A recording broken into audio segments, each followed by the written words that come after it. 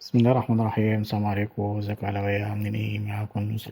يلا كده أهلاوية دعمونا واشتركوا في القناة. طبعا.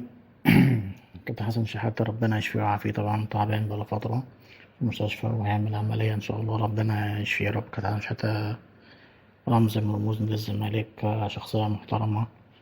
هو وابنه كريم بصراحة الاتنين محترمين، بيتكلموا مسمعناش حد فيهم قال حاجة غلط على أي حد بصراحة، مبيكونش على أي حد خالص.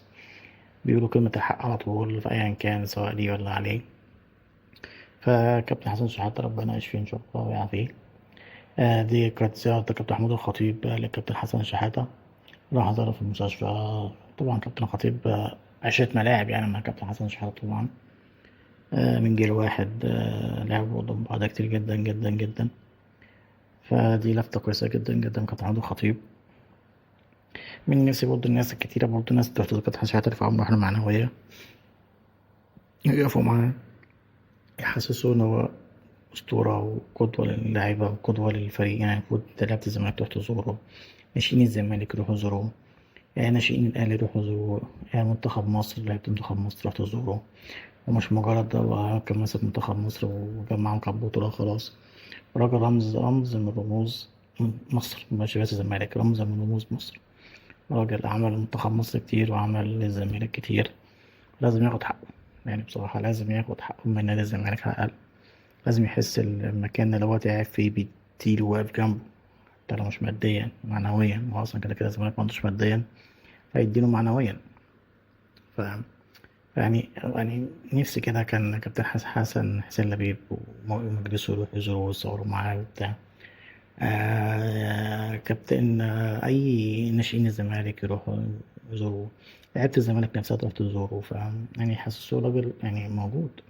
وده حصل، يعني نشوف يعني فاهم، ينزلوا على السوشيال ميديا يحس إني أعرف إن فعلا الراجل ده ده تقدير صح. لكن طالما مفيش حاجة إن إحنا مشناش حاجة يبقى محصلتش. فبجد والله ربنا يشفيه. الراجل ده شخصية محترمة جدا جدا جدا، وإن شاء الله يقوم بالسلامة ويقف على رجليه تاني، ونشوفه تاني بيحلل المطوشة وبيتكلم في الكورة.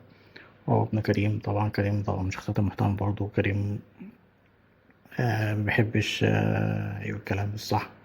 كريم طلع على أبوه بصراحة يعني، منه ملعبش كتير كورة، ولعب شوية في الزمالك وبعد كده لعب شوية في المقاولين، بس ما كملش في الكورة. يعني هو ملقاش نفسه في الكورة فراح للإعلام. إن شاء الله ربنا إن شاء الله يطمنا على كابتن حسن شحاتة وبالسلامة. فدعواتكم من كابتن حسن شحاتة، ندعي له ربنا إن شاء الله يوفقه في العمل اللي جاية، وتبقى إن شاء الله ناجحة ويقدر يقوم ويكمل حياته مع أسرته، مع أحفاده، مع المجال اللي بيحب يتكلم فيه في الكورة. نشوف تحليلاته ونشوف كلامه في الكورة عن الزمالك، عن منتخب مصر، عن الأهلي، عن أي حد. راجل بيتكلم كلمة حق جدا جدا جدا.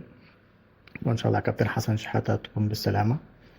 وإن شاء الله الفيديو الجاي إن شاء الله نتكلم وأنت بعد ما عملت العملية وتقوم بالسلامة إن شاء الله يا كابتن حسن شحاتة. يلا يا أهلاوية دعمونا واشتركوا في القناة. السلام عليكم.